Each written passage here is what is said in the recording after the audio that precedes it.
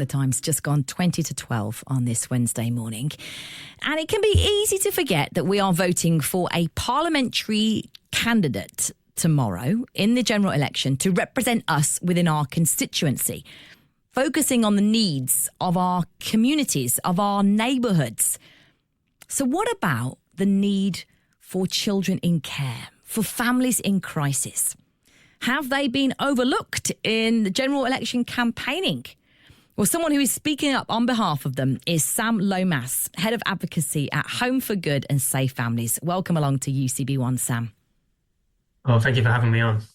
So, there is what is being called a foster care crisis, with more than 100,000 children in the care system, many of whom need a loving foster care family. What do you want the next government to do to address the current recruitment crisis for foster carers? Well, at Hope for Good and Safe Families, we have a bold vision to find a home for every child who needs one and to live in a society where no one feels alone. The reality is that over the past 14 years, the number of children in care across the UK has risen by around about 30%. That's an additional 26,000 children in care today. And behind each of those statistics is a story and a life and a potential that deserves to be nurtured and protected. And we are facing a crisis of foster care and in particular recruitment. Over the last 5 years, there's been an 8% decrease in the number of approved foster carers in England. And that's all set against this backdrop of increasing numbers entering the care system. And so we're calling on whoever forms the next government to make recruitment of foster carers and the sustaining of foster carers, the supporting of foster carers, a priority for this next parliamentary term.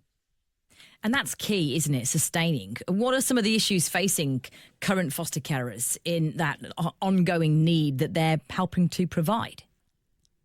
Well, one of the changes that we've seen broadly across children's social care is that it is an ageing population. The age profile of children in care has been rising. So 64% of children in care are aged over 10 years old, and 1 in 4 children in care are 16 and 17 years old. And so some of the challenges that children's social care is facing and foster carers are facing is that we need to adapt our provision and our care in order to support and meet the needs of teenagers. And there is a shortage of foster carers who can meet the needs of teenagers. And so we're calling on the government to explore firstly, to recruit more foster carers for teenagers, but also to explore other family-based provisions available to young people, such as a provision called supported lodgings, which we're really passionate about at Home for Good. It's a provision where young people live with a host individual, couple, or family, and they're supported as they transition into adulthood. It's very interesting, isn't it? Because when a child turns 18, it all changes for them in the foster care system. And it can be quite a scary time because we may turn 18, but I don't know about you, Sam. I remember that time in my life. And as much as I was excited about being an adult, I look back and there was a lot I didn't know. Yeah, definitely. And unfortunately, we hear stories too often of care experienced young adults who've recently left the care system and they're finding themselves homeless or on the edge of the prison system. And it's due to, unfortunately, too often a lack of care and support as they transition into adulthood. There's this famous quote from Nelson Mandela, which I'll just share, where he said, "There can be no keener revelation of a society's soul than the way in which it treats its children." And we really agree with that. The way we treat children and teenagers as they transition into adulthood is so important. And we've got to get this right if we want to see young people thriving as they transition and what we say is launching into adulthood full of potential. Talk to us about families in crisis, which listeners who are familiar with the work of Safe Families and Home for Good know that is the why you exist, really. Where are the inadequacies in support for families in crisis? Well, over the last decade or so, we've seen a steady decline of many services providing what you might call preventative or early intervention support to families. At Safe Families, as a charity, we've seen that where we've been able to support families, 90% of the children that we've supported have been prevented from entering the care system or have had their level of need de-escalated within children's services. So early intervention and preventative care measures are really effective at keeping families secure and together, and ultimately stopping that flow of children entering the care system. This year alone, it's projected that 38,000 more children will enter the care system for the first time. At Home for Good and Safe Families, we are committed to praying for each one of those children who enters the care system. We're building a movement of people who care. It's called the Who Cares campaign.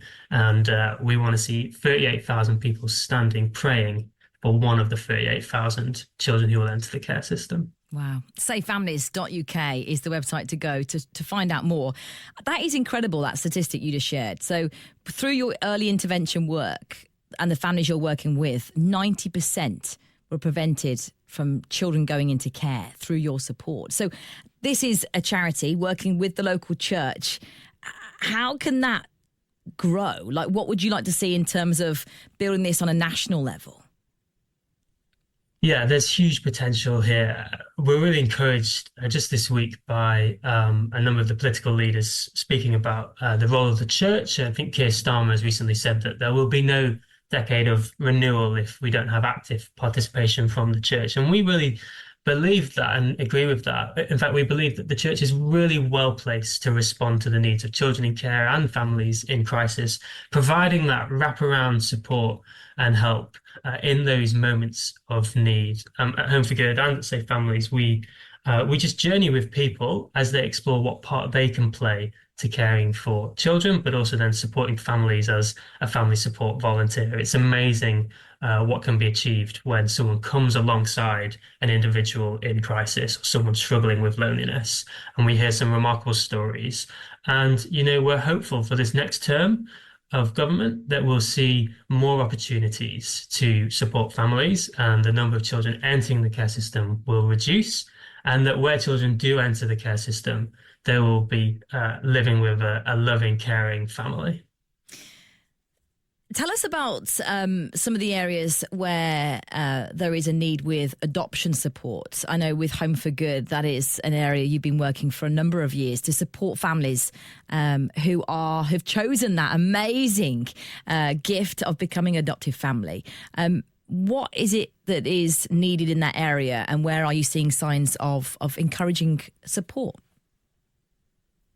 Yeah, well, all over the UK, individuals, couples and families who welcome in children through adoption do need post-adoption support. We know this is true. In fact, part of our role is to bust that myth that once a child is adopted, that's it. The reality is that ongoing lifelong support for children and families is needed. And we have worked to advocate for the Adoption Support Fund, particularly in England, and we're calling on the next government to commit to a 10-year guarantee of the Adoption Support Fund, where families can receive additional funding for therapeutic support and help as they navigate childhood and teenage years as well.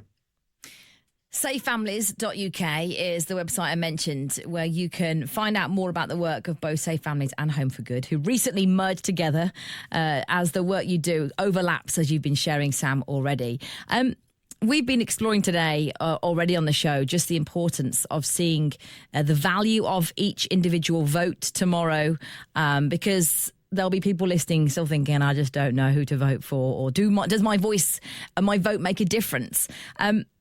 You are standing there, you're there joining us now to advocate particularly for children in care and families in crisis. What's your message to us when it comes to thinking about who we're voting for and the role we have to play in supporting the most vulnerable in our nation?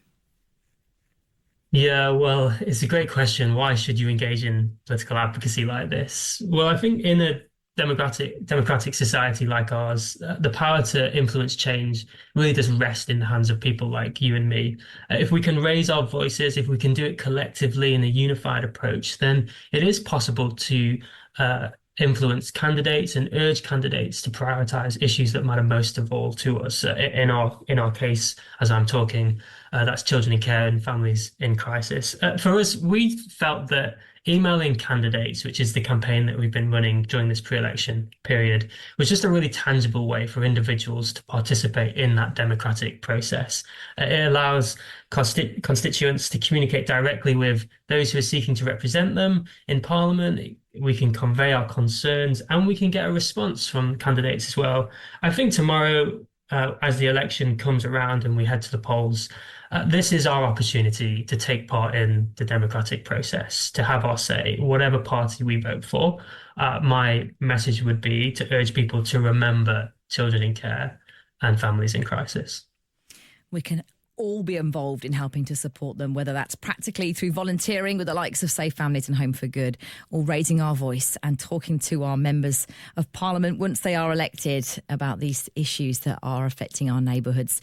Sam Lomas is Head of Advocacy at Home for Good and Safe Families. Thank you so much for joining us on UCB1.